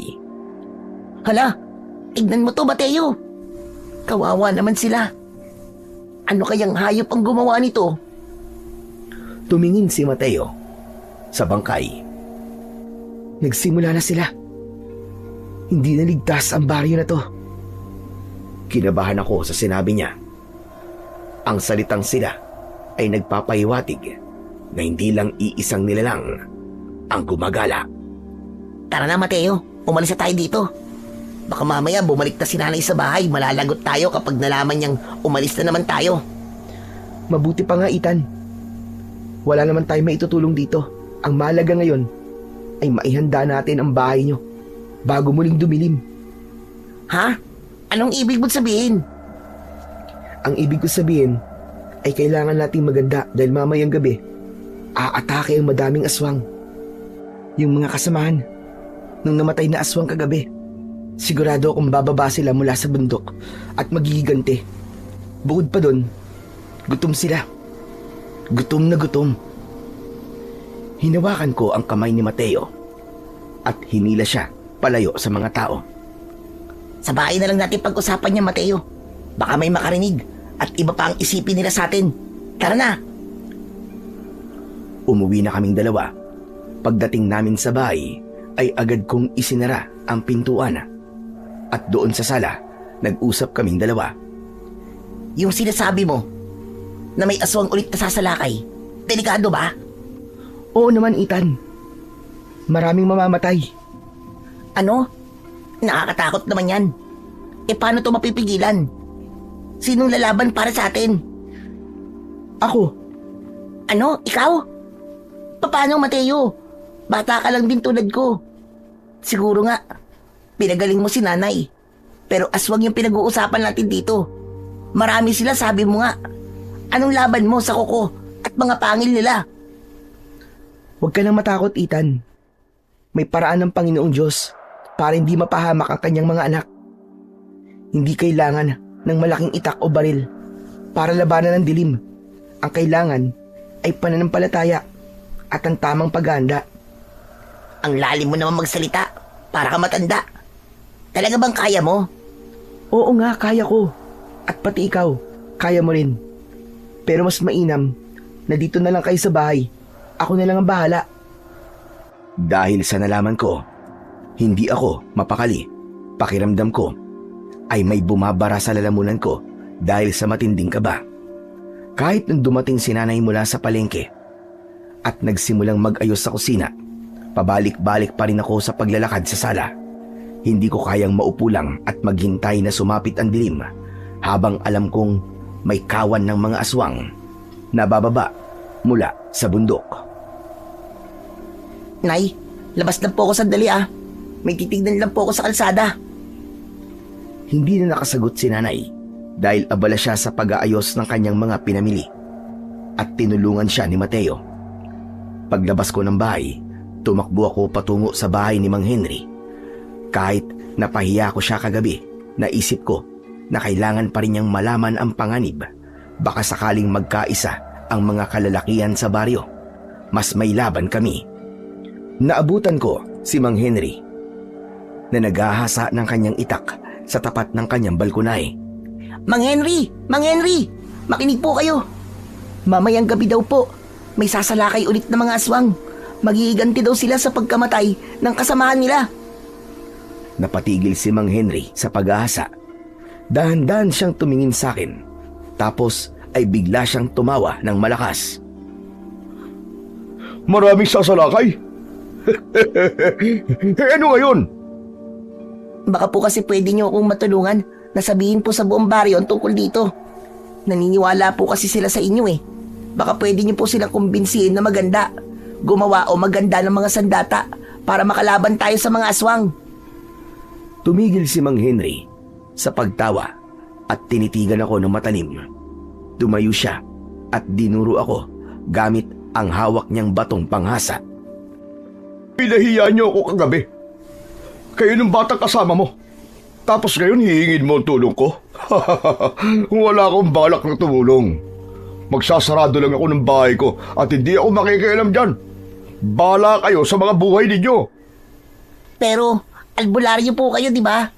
Sa mga oras po na ganito, kailangan po kayo ng baryo.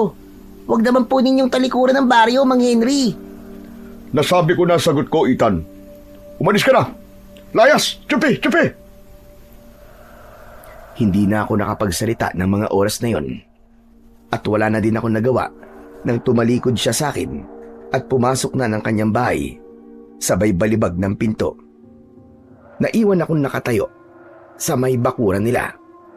Bahala na. Ako na lang ang magsasabi sa mga kababaryo namin ng mangyayari.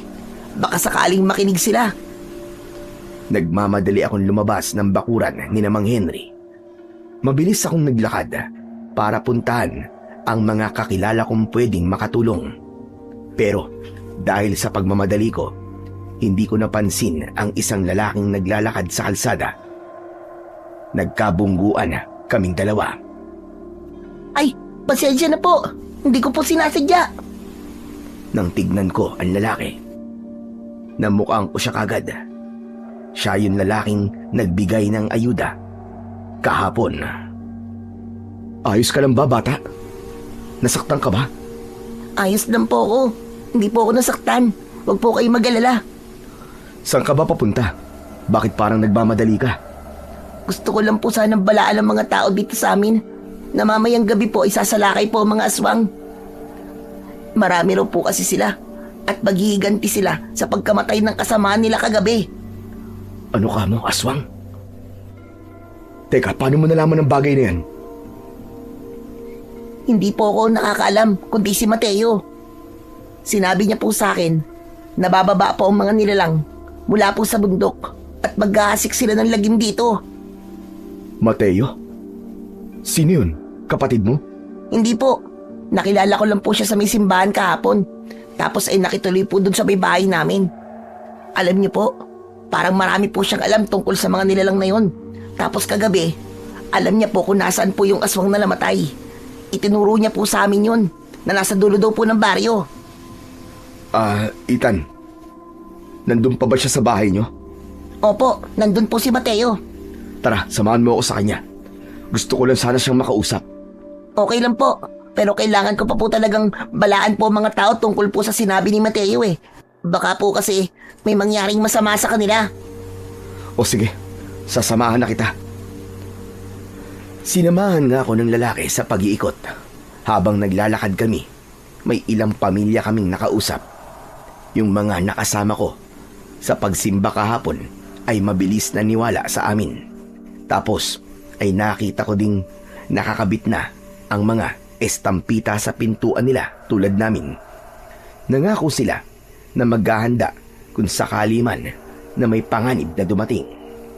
Pero mas marami ang tumanggi at binaliwala kami. May iba na naniwala pero sabi nila ay takot sila kaya magtatago na lang sila sa kani-kanilang mga bahay. Sa huli, bumalik kami sa bahay ni Mang Henry. Gusto ng lalaki na kumbinsihin ang matanda. Baka pwede mong pag-isipan ito. Kailangan ka ng mga tao rito. Hindi biro ang sinasabi ng bata kung sakali man na totoo. Tumingin si Mang Henry sa lalaki, tapos ay biglang dumura sa lupa bago nagsalita ng pasigaw. Alam mo, kung nagpapauto ka sa bata na yan, wala akong pakialam. Pero wag niyo na akong idamay. Ang gawin mo, puntahan mo yung mga binigyan mo kahapon ng tagda 2,000 piso. Sila ang pagtrabahuin mo na magbantay mamayang gabi. Muli ay ibinalibag na naman niya ang pinto sa harap namin. Napailing ang lalaki at bumuntong hininga. Wala na tayong magagawa sa kanya, Ethan. Tara na sa bahay niyo. Nagmamadali na kaming naglakad pabalik sa bahay. Pagdating namin sa bakuran ay naroon si Mateo sa may pintuan. Nagkatinginan sila ng lalaki. Tapos ay biglang tumalikod si Mateo at mabilis na pumasok sa loob. Nagmadali kaming sumunod sa loob. Oh, Ethan, nakauwi ka na pala. Sino tong kasama mong bisita? Ako po si Tirso. Magandang hapon po sa inyo.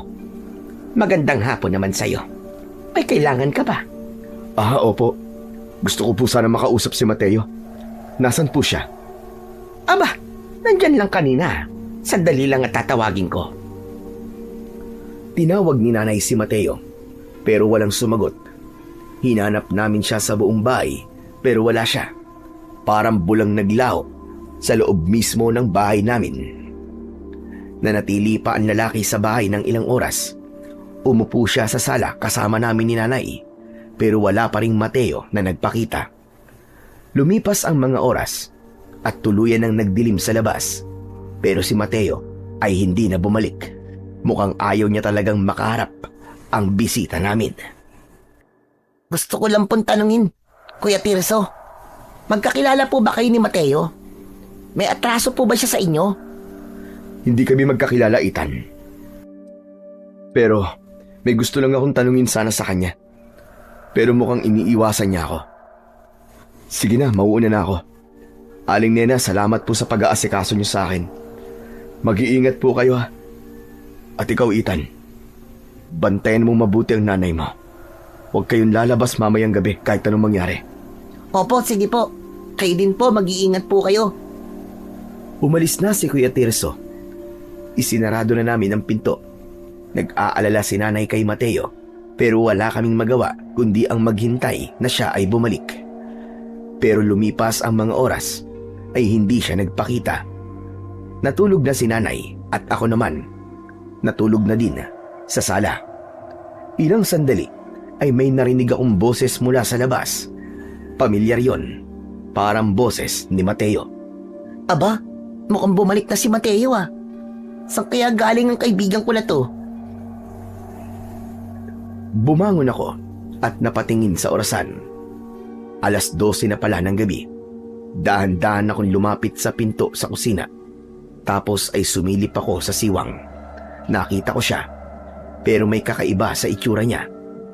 Ang mukha niya ay galit at puno ng otoridad. Nagsalita siya, pero hindi ko maintindihan ang mga salitang lumalabas sa kanyang bibig.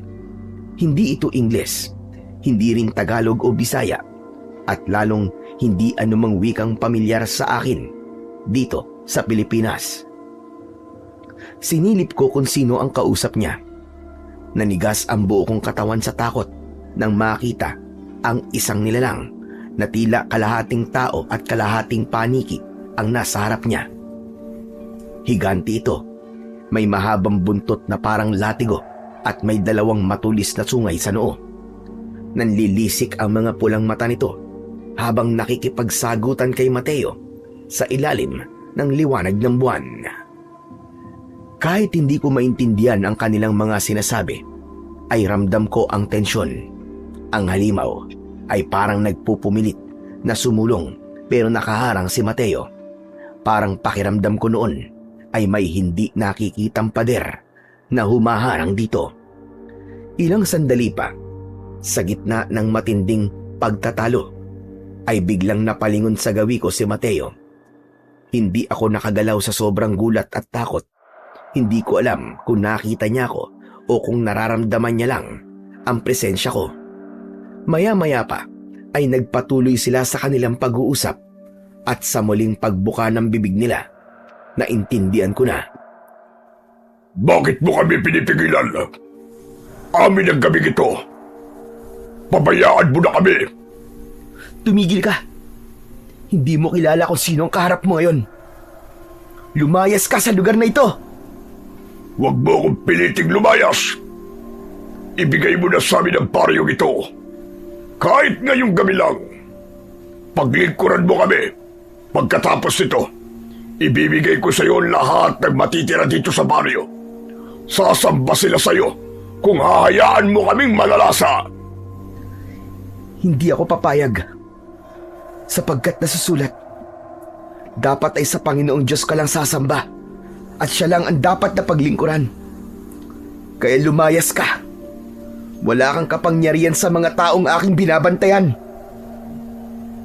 Nagalit ang halimaw. Ibinuka nito ang kanyang malalaking pakpak at naglabas ng isang nakakangilong huni, pero si Mateo ay hindi man lang natinag. Sa halip ay itinaas ni Mateo ang kanyang kamay at isang maliwanag na ilaw ang tila nanggaling sa kanyang mga palad. Akala mo ba ay natatakot ako dyan? Kahit mapatay mo pa ako, marami kami. Hindi mo kami matatalo lahat. Kahit libo-libo pa kayo, hindi ko kayo uurungan. Kaya mabuti pa umalis na kayo bago ko pa kayo tuluyang ubusin. Nanatili akong walang kibo sa dilim. Pagkalipas ng ilang segundo, narinig ko ang isang malakas na pagaspas ng mga pakpak. Isang tunog na papalayo na sa amin. Kasunod, ang isang nakakangilong hiyaw na unti-unting naglalaho. Mabilis akong pumunta sa sala. Tapos ay nagkunwaring naglalakad papunta sa kusina para kunwari ay mangunguha ko ng isang basong tubig. Sakto naman pumasok si Mateo. Nagulat ako nang makita ang mukha niya. Balik na ulit siya sa anyo ng isang inosenteng bata. Ethan, bakit gising ka pa? Nauuhaw lang ako, Mateo. Ikaw, saan ka galing? Hinintay ka namin ni nanay kanina. Tinitigan niya ako na matagal. Tapos ay saka siya lumapit sa akin at hinawakan ang braso ko. Matulog na tayo, Ethan. Magiging tahimik na ang gabing ito. Wala na sila. Ano? Wala na sila? Oo, pero tandaan mo, ang nakita mo ay para lang sa iyong mga mata. Huwag mong babanggitin kay Nanay Nena ang tungkol dito. Nagkakaintindihan ba tayo? Hala, alam mong nakita kita? Wala kang may tatago sa akin, Ethan. Sige na, tara na. Matulog na tayo. Tumango na lang ako. Hindi ko nagawang magtanong pa. Sabay kaming bumalik sa sala at nahiga. Pero kahit nakapikit ako, hindi maalis-alis sa isip ko ang imahe ni Mateo na nakaharap sa demonyo. Nasabi ko tuloy sa sarili ko ng mga oras na yon na hindi ko pala talaga kilala ang batang gala na pinatuloy namin sa bahay. Ngunit ilang sandali lang akong naidlip ay bigla akong nakarinig ng malalakas na sigawan sa labas. Paggising ko ay kinapa ko ang tabi ko pero wala roon si Mateo. Agad akong tumakbo sa kwarto ni nanay para tignan siya pero laking gulat ko dahil wala rin siya sa kanyang higaan. Kinabahan ako ng husto. Hala, nasan sila? Bakit nila ako iniwang mag-isa dito sa bahay? Bigla akong nakarinig ng isang malakas na kalabog sa bubong namin. Parang may bumagsak na mabigat na bagay. Pero mabilis din itong nawala at lumayo. Maya-maya pa ay may biglang kumatok ng mabilis sa aming pintuan. Kinabahan ako pero agad kong nabosesan si Kuya Tirso. Agad ko siyang pinagbuksan. Ethan, salamat naman at gising ka. Sumasalakay ng mga aswang. Marami sila. Oh, paano po nangyari yun? Sabi po ni Mateo kanina, wala na po sila. Na pinaalis na po niya. Nasaan ba kasi yung Mateo na yan? Kailangan ko talaga siya makausap ngayon. Siya lang ang may alam kung paano matatapos to. Hindi ko po alam eh. Pagising ko po wala na po sila rito sa bahay, pati na po ang nanay ko. Nag-aalala nga po ako sa nanay ko, Kuya Tirso. Baka kung ano po nangyari sa kanya sa labas. Hinawakan ako ni Kuya Tirso sa balikat. Pagkatapos nun ay may kinuha siya sa kanyang bulsa at iniabot sa akin ang isang kwintas na may krus. Isuot mo ito, Ethan. Proteksyon mo ito. Tara, hanapin natin sila. Lumabas kami sa kalsada at halos tumigil ang tibok ng puso ko sa nakita ko. Napakaraming aswang ang naglipa na. Ang iba ay nasa itaas ng bubungan at marahas na binabaklas ang mga yero. Habang ang iba naman ay pilit na sinisira ang mga pinto at dingding para makuha ang mga taong nagtatago sa loob ng bahay. Isa sa mga dumanas ng bagsik nila ay ang bahay ng albularyong mayabang na si Mang Henry. Nang tuluyang masira ang kanyang bubungan, kagad siyang lumabas. Hawak niya ang kanyang matalim na itak at buong tapang na nakipaglaban sa aswang na lumukso palapit sa kanya. Agad kaming lumapit para tumulong.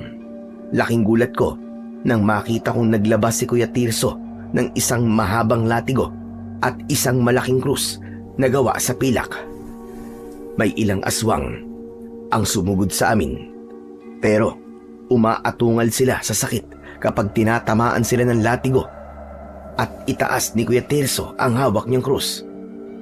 Napaatras ang mga halimaw at kitang-kita ko ang takot sa kanilang mga mata. Hawakan mo ang krus na to! Dali! Mabilis kong tinanggap ang krus na iniabot niya. Sa tindi ng kaba ko, halos manginig ang mga kamay ko. Habang mahigpit itong hinahawakan, hinarap ni Kuya Tirso ang mga aswang na unti-unting pumabalibot sa amin. Napatitig ako sa krus, tapos ay naalala ko yung halimaw na nakita namin sa dulo ng baryo. Bigla kong napagtanto na si Kuya Tirso ang pumatay doon sa aswang. At naisip ko na baka siya din yung nakita kong nakadamit ng puti na nagtatago sa likod ng puno ng balete. Napatitig tuloy ako ng matagal sa lalaki. Samantala, sa gitna ng kalsada, silang dalawa ni Mang Henry ay magkatalikod na nakikipaglaban. Nagkaroon ng matinding bakbakan. Naging maayos naman nung una ang kanilang depensa, pero dahil sa dami ng kalaban, hindi napansin ni Mang Henry ang isang mabilis na aswang. Natamaan siya nito. Isang malalim na kalmot mula sa matutulis na kuko ang tumama sa kanyang tagiliran at isa pa sa kanyang balikat. Napasigaw ako nang makita ko siyang napahandusay sa lupa. Mang Henry! Mabilis ko siyang nilapitan habang abala si Kuya Tirso sa pakikipaglaban sa iba pang nilalang.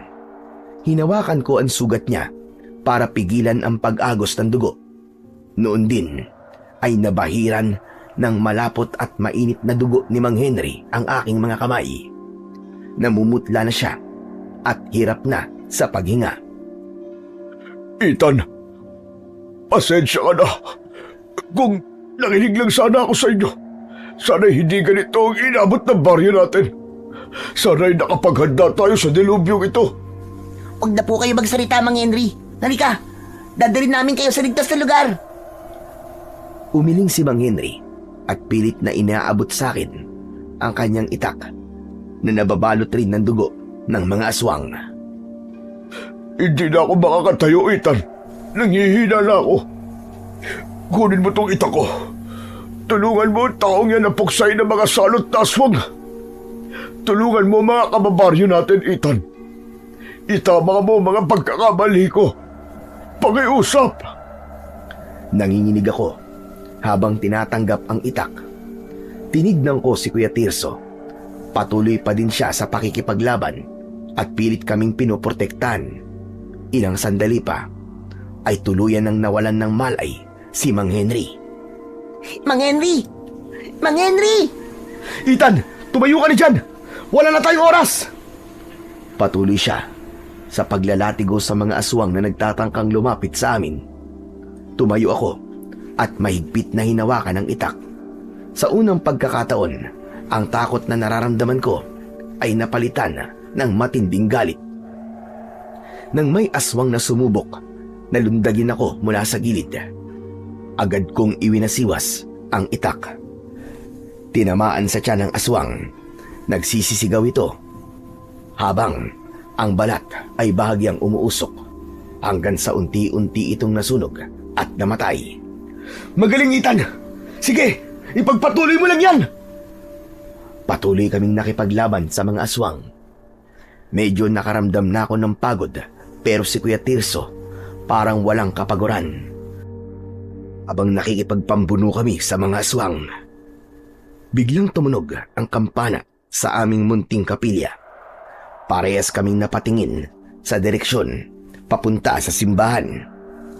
Kuya, may tao sa simbahan. Tama ka. Tara, pumunta tayo dun. Baka yun ang pinakaligtas na lugar para sa atin. Pero si Mang Henry, Kuya Tirso, hindi natin siya pwedeng iwan dito. Kawawa naman siya. Wala na tayong magagawa sa kanya. Patay na si Mang Henry. Mas mapapahamak tayo kung dadali natin ang kanyang bangkay. Kailangan natin bilisan dahil kapag nasukol tayo na mas marami pang mga aswang dito, katapusan na rin natin. Pero kuya, kawawa naman siya. Iwan mo na lang ang suot mong kwintas sa kanya para kahit papano ay hindi siya magagalaw ng mga aswang. Tara na! Iniabot ko kay Kuya Tirso ang malaking krus. Tapos ay hinubad ko ang kwintas at ipinatong ito sa dibdib ni Mang Henry.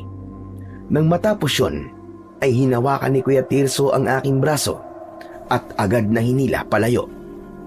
Tumakbo kami. Tapos ay biglang napahinto kapag may sumasalubong sa aming mga aswang. Mabuti na lang at gumagana yung hawak niyang krus. Napapaatras ang mga aswang kapag nagbubuga ito ng nakasisilaw na liwanag. Huwag kang lalayo sa akin. Makakarating tayo sa simbahan na ligtas. Basta't maniwala ka lang. Naniniwala po ako sa Himala. At naniniwala po ako sa kapangyarihan ng nasa taas, Kuya Tirso. Mas binilisan namin ang pagtakbo. Samantala, nang malapit na kami sa may simbahan, nakita ko ang isang pamilyar na bulto sa gitna ng daan. Si Mateo. Nakatayo siya sa harap ng simbahan. Hindi siya lumalaban gamit ang armas, kundi nakataas lang ang kanyang dalawang kamay. Ang mga aswang na sumusubok na lumapit sa kanya ay tila tumatama sa isang hindi nakikitang pader at agad na tumatalsik papalayo. Mateo! Lumingon siya sa amin. Mabilis kaming tumakbo palapit sa kanya. Magkakatabi kaming tatlo na nakipaglaban sa mga aswang. Hinarap namin ang maraming mga aswang na sumusubok sumugod. Pero ilang sandali pa, napansin kong unti-unti nang humupa ang kaguluhan. Wala nang sumubok na lumapit. Nang tumingala ako sa langit, nakita ko ang mga aswang na nagsisiliparan palayo. Pare-pareho kaming napaupo sa lupa nang matapos ang gera. Pagod kaming tatlo nang masiguro naming wala na talaga ang mga kalaban. Pinabuksan na ni Mateo ang simbahan at nagsilabasan na ang mga tao. Namukaan ko silang lahat. Sila yung mga kasama ko sa pagsimba. Naroon silang lahat, pati na ang kanilang mga kapamilya. Kayong lahat? Nandito? Isang matanda ang sumagot at sinabi niyang sinundo daw sila ni Mateo. Tamang sinabi niya. Lahat ng may istampita sa pintuan, sinundo ko para dalhin dito sa tahanan ng aking ama. Mabagin langit. Sinasabi ko na nga ba? Tama ang aking hinala. Agad na nagpatira pa sa harap ni Mateo si Kuya Tirso. Tumayo ka. Ihatid na natin ang mga tao. Dumayo si Kuya Tirso at pinagpagan ang kanyang damit. Tumango siya kay Mateo nang may malaking respeto. Masusunod po. Humarap kami sa mga tao na nagsilabasan mula sa simbahan. Tapos na ang mahaba at nakakatakot na gabi. Nakita ko ang unti-unting pagsikat ng araw sa silangan. Nawala na ang dilim at bumalot sa aming baryo ang kapayapaan. Ligtas na ang lahat. Samantala, nang maihatid na sa kani-kanilang mga bahay ang mga tao, sumunod naman ang paglilinis sa buong baryo. Maraming bahay ang nasira, pero karamihan sa mga hindi nasira na bahay ay ang mga bahay na may estampita na batang si Jesus. Samantala, pagka-uwi namin sa bahay, sumama sa amin si Mateo at si Kuya Tirso nang makaupo na kami sa sala, kasama si nanay doon na nagpakilala si Kuya Tirso. Sasabihin ko na po ang totoo sa inyo. Ako po si Father Tirso de Jesus. Isa po akong exorcist na batang pari. Debosyon ko po na pumunta at tumulong sa mga baryo o lugar na pinamumugaran po ng mga masasamang elemento. Nung nagpamigay kami rito ng mga relief goods at ayuda, napansin ko ang mga nilalang na yun sa itaas ng bundok. Kaya ako bumalik dito. Po? Pari po kayo? Kala ko po, simpleng tao lang. Naku, pasensya na po kayo, Father Tirso ha. Tinatawag ko pa naman kayong kuya. Mali pala. Pari pala kayo. Ayos lang yun, Ethan. Walang problema. Teka. Hindi na mababalik yung mga aswang na yun dito. Baka mamaya muli na naman sila sumalakay. Hindi na po. May harang at proteksyon na po ang baryo nyo. Dahil mula sa araw na ito, ang mga tao rito ay magiging mas malapit na sa Ama, sa Anak, at sa Espiritu ng Diyos. Kung ganun, umuwi na tayo sa simbahan. Tapos na ang misyon mo. Hinihintay ka na ng ating ama, Mateo. Matapos magpaalam kay nanay, umalis na silang dalawa. Magkahawak ang kanilang kamay habang naglalakad pabalik sa simbahan. Nang makaalis na sila, hindi ako mapakali sa bahay. Kaya naman, agad akong nagpaalam kay nanay at sinundan sila. Pero pagdating ko doon, pasakay na ng van si Father Tirso. Pero nang lumapit ako, napansin kong wala na si Mateo. Hala, nasan po si Mateo? Nakauwi na siya, Ethan. Nagpaalam na siya at umandar na ang sasakyan niya palayo. Nang mawala na ang sasakyan sa paningin ko, pumasok ako sa loob ng simbahan para sana magdasal at magpasalamat. Pero pagpasok ko, agad na nakita ko ang altar. Naroon na sa gitna, sa dati nitong pwesto, ang rebulto ni Santo Niño na dating patron ng simbahan namin. Nagtaka ko nang makitang malinis na ito at maningning sa aking paningin. Dahan-dahan akong lumapit sa rebulto. Tinignan ko ang mukha niya at doon ko naintindihan ang lahat. Napagtanto kong Ang rebultong ito ay ang batang nakasama ko sa ilang araw. Siya, yung batang nagpagaling kay nanay at ang batang nagtanggol sa baryo namin. Ang protektor naming lahat. Napangiti ako at nagdasal. Salamat po, Santo Niño. Mamimiss kita. Kapag gumala ka ulit, huwag mong kakalimutan na bisitahin ako, ha? Ilang linggo ang lumipas. Kitang-kita na ang malaking pagbabago sa aming baryo. Palagi nang puno ang simbahan at ang mga tao ay nagbalik loob na sa kanilang pananampalataya sa Diyos na lumikha. Maging si Mang Henry na himalang nakaligtas at dahan-dahang nagpapagaling ay nakita kong madalas na ring nauupo sa likurang bahagi ng simbahan.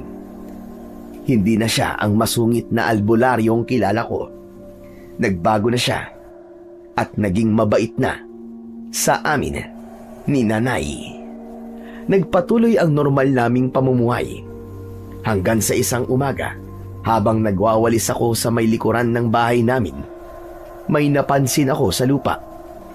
Sa gitna ng putikan, malinaw na may nakita akong maliit na yapak ng bata na para bang kadadaan lang. Lumingon ako sa paligid. Umaasang makikita ko uli siya, pero wala. Ngunit kahit ganon, ay napangiti ako at nagpatuloy sa paglilinis. Alam ko na mula noon ay hindi kami iniwan ni Mateo, na sa bawat oras ay may isang bata na patuloy na gumagala sa aming baryo para kami ay protektahan. Nanatili siyang kasama namin hanggat may pananampalataya sa amin, mga puso. Sa kwentong ating napakinggan, pinatutunayan lamang na mapagtatanto natin na gaano man kabigat ang ating mga problema, na gaano man tayo maligaw sa landas ng ating pananampalataya, at gaano man natin piliin ang mga bagay na panandalian at makamundo kaysa sa pagkaing tunay na bumubusog sa kaluluwa. Hindi kailanman nagbabago ang pag-ibig ng Diyos. Maaaring tayo ang bumibitaw, ngunit siya ay nananatiling nakahawak. Maaaring tayo ang lumilis, ngunit siya ay nananatiling naghihintay. Sapagkat ang sabi nga sa Isayas 41:10, "Huwag kang matakot, sapagkat ako'y sumasa iyo. Huwag kang manglupaypay, sapagkat ako ang iyong Diyos. Aking palalakasin ka. Oo, tutulungan kita. Oo, aalalayan kita ng kanang kamay ng aking katwiran." At sa Roma 8:38 hanggang 39 ay pinapatotohanan, "Sapagkat ako'y naniniwalang walang makapaghihiwalay sa atin sa pag-ibig ng Diyos, maging kamatayan man o buhay, maging ang mga anghel o mga kapangyarihan, maging ano pang nilalang." Kaya kung sakaling madapa tayo, kung sakaling malunod tayo sa takot, sa kasalanan o sa tukso ng mga bagay na kumikinang ngunit walang tunay na liwanag, tandaan natin, ang Diyos ay hindi kailanman lalayo. Hinihintay lamang niya tayong kumapit muli sa kanyang tali, bumalik sa kanyang bisig, at magtiwalang muli. Ganyan ang pagmamahal ng Panginoon sa kanyang bayan. Matyaga, matatag, at hindi nagmamaliw. At kung kinakailangan, gagawa't gagawa siya ng paraan. Magsusugo siya ng tao. Magbubukas ng pintuan. Magbibigay ng babala o himala upang tayo'y iligtas sa ating mga pagkakasala at ingatan laban sa anumang banta, sakuna o maging sa mga puwersa ng kadiliman na maaaring maghari sa sanlibutan, sapagkat ang pag-ibig ng Panginoon ay hindi lamang isang pangako. Ito'y buhay, kumikilos at laging nakabantay. Hindi niya tayo pababayaan kailanman. Maraming salamat po sa walang sawa niyong pakikinig at suporta sa aking mga YouTube channel na The Voice Addict at mga kwento ni Apong Isaac. Patuloy po tayong manampalataya sa ating Diyos na lumikha. Hindi niya tayo pababayaan o iiwan kailanman. Ang kanyang pag-ibig ay bumalot na sa ating mga puso simula pa lamang nang tayo'y ipanganak sa mundong ito. O Panginoong Diyos, maraming salamat po sa buhay na ipinagkaloob niyo po sa aming lahat. Gabayan niyo po kami hanggang sa huli at akayin niyo po kami sa inyong liwanag. Maraming salamat po.